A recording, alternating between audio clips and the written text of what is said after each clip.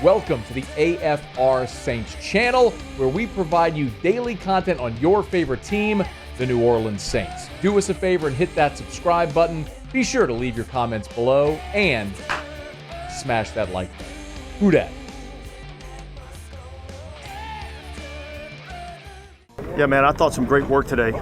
You know, guys had to kind of push through the environment just a little bit. It's hot out here, but nobody's going to care come next season. Nobody called and asked anybody where we wanted to play, when we wanted to play, what type of temperature we wanted it to be. You know, they tell us where to play, so we got to be ready to play in whatever type of environment that we're asked to play in. So I thought it was good that the guys, you know, were able to kind of push through it today, and we're getting some good work done. Dennis Allen is the Saints wrap up day 4 of OTAs. Cody Benjamin is a CBS NFL staff writer, good enough to join us here for a couple minutes. Give us sort of the national perspective on the Saints in the division. Cody, we appreciate it, man. How are you? I'm doing well. Thanks so much for having me on. It's our pleasure. A big picture thought on the Saints as they go into year 3 of the Dennis Allen era. Yeah, that's a great question. And I feel bad because I'm coming in here, obviously, on the local station, and I feel like, you know, when you look at the NFL landscape, sometimes, you know, oftentimes every offseason, it's pretty easy to pick out, you know, the obvious contenders, the teams who have really invested entirely in kind of resetting their roster, their coaching staff. To me, the Saints, they just fall squarely in, I don't want to say stuck in mud, but just kind of stuck in kind of this standstill. I think that, you know, even the biggest Saints fans, I think, would admit that this team they haven't exactly run to a rebuild, even with the coaching transition, you know, from Sean Payton to Dennis Allen. And I think you see that on the roster. I think that, you know, Derek Carr is kind of the epitome of kind of that middle of the road quarterback. And, you know, there's still some big names on this roster, but in this division, which is, you know, the Buccaneers have won it the last few years, but it always feels like it's pretty wide open, and not necessarily because it's loaded with contenders. And so I know it doesn't sound very inspiring. I just see the Saints as kind of stagnant a little bit. I really appreciated that they invested in the trenches early in the draft. I think that's going to help out Derek Carr. I think it is a very winnable division still. It just doesn't. They seem very much content to be kind of where they're at, as opposed to blowing it all up for the long haul or being in a position to contend right now. Well, I think that's probably the perspective that a lot of Saints fans share now, considering your 3 years without the postseason, and as you put it, a bad division. So the big question is how they get over that hump. You got an interesting piece up right now at CBS Sports. Everyone wants to go read it. You sorted all 32 teams, offensively, defensively, and then like who are balanced and total package contenders. I don't think it's a surprise that you have the Saints sort of more geared toward the defensive side. But could you give us some context around how you put that together, especially looking at the Saints this year with a sort of a new vision offensively with Klint Kubiak coming in? Yeah, so I mean, in terms of how we actually went through and sorted them, I think it's a combination. You're obviously looking at personnel. You know, where are your biggest names? Where are your biggest difference makers? Do they lie on the offensive side or the defensive side? And then also, you know, you're looking at how the team is run. I think that, you know, like you mentioned, certainly changing up the staff on the offensive side of the ball signals that there could be a shift there. But you still have to look at, you know, from the top down. And, you know, with Dennis Allen in charge of the team, it's just hard not to see them as kind of being a continuation of that, you know, slightly conservative leaning on the defense. And I do think the player personnel, you know, suggest that is still where most of their strengths lie, even with some of the guys like Cameron Jordan, Marshawn Lattimore. You know, they're not exactly spring chickens anymore, but I still think that the strengths lie there, and that doesn't mean that you can't be competitive. Like you said, it's an open division.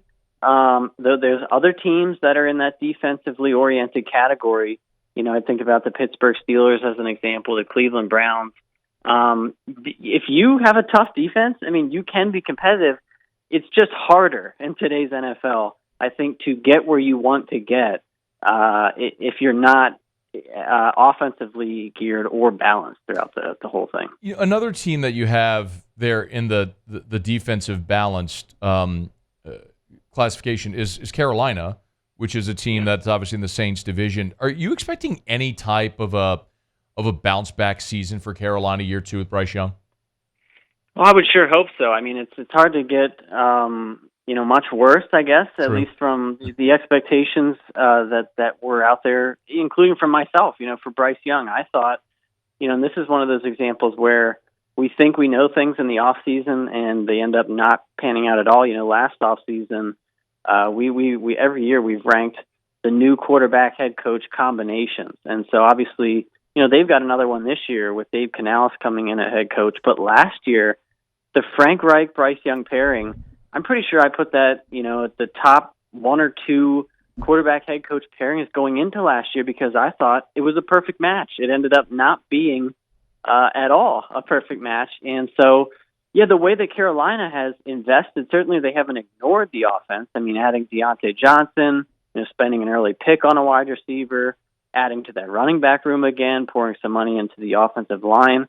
I just think that the upgrades they've made have been closer to marginal than major. And so their strengths, I think, still lie with some of those younger guys on the defensive side of the ball. The Saints, it's a little bit opposite. I think that, they've got some older guys on defense that are still holding it down, for Dennis Allen. But, I mean, it really comes down to, we always come back to the quarterback position in the NFL. And like I said, it just feels like we're kind of just waiting for the next step here in the Derek Carr era. And Cody Benjamin's our guest here for a couple more minutes, CBS Sports NFL staff writer, on Twitter at Cody J. Benjamin, if you want to give him a follow.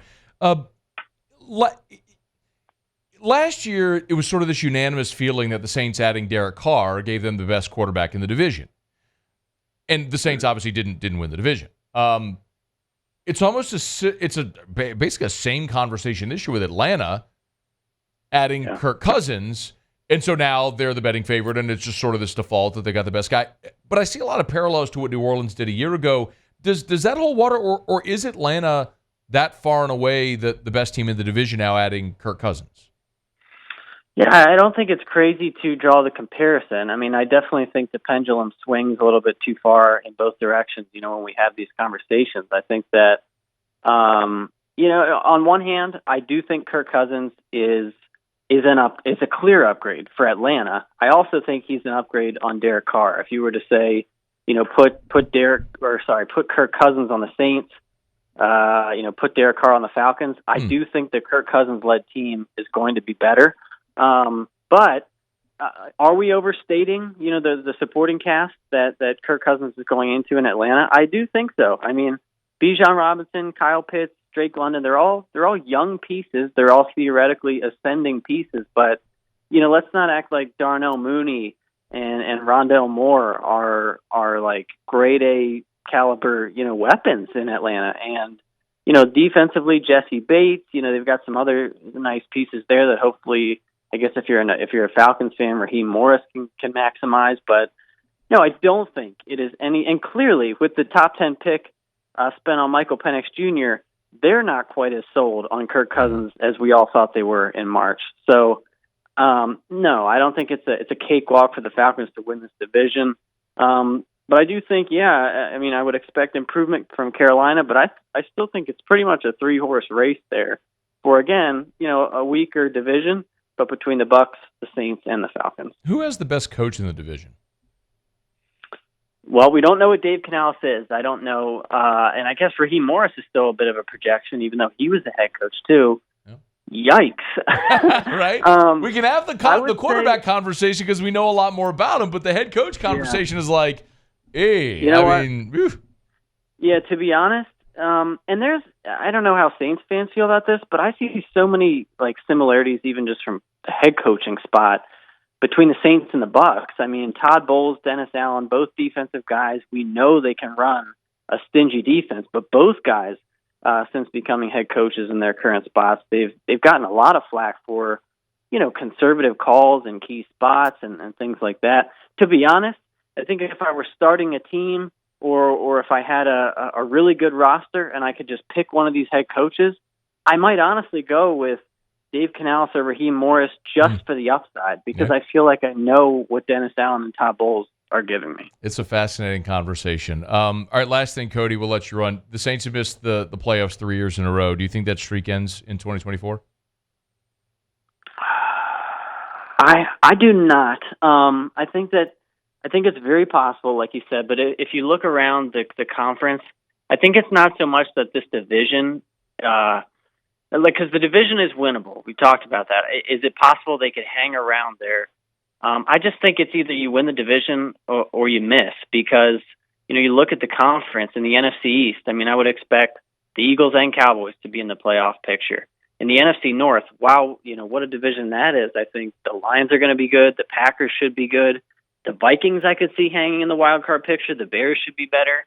And then the NFC West, the 49ers, the Rams, and the Seahawks, I think they could all be in the playoff conversation. And all those teams from the other divisions, I think, would match up better than the Saints. So I hate to leave you with that on the Saints program, but, you never know. I think if Derek Carr makes a step forward, and the defense continues to be feisty, then we'll see. I'd always prefer honesty, and quite honestly, and my audience knows this, I feel the same way. I think after this season, the Saints missed the playoffs for the 4th consecutive year, and there is a massive overhaul after this season. But as I say, that's why they play the games. The bright side is, sometimes obviously you don't want to go into a season as a fan, expecting that, but sometimes it really does take, a team has to really go through it and finally get to rock bottom almost to reach a position of strength, to see that we need to reset these key spots, whether it's head coach, quarterback, whatever. Good stuff, Cody. We appreciate it, man. We'll do it again soon. Thanks so much for having me. Hey, thanks so much for watching. Please leave your comments. I love to interact, and be sure to hit the red subscribe button below.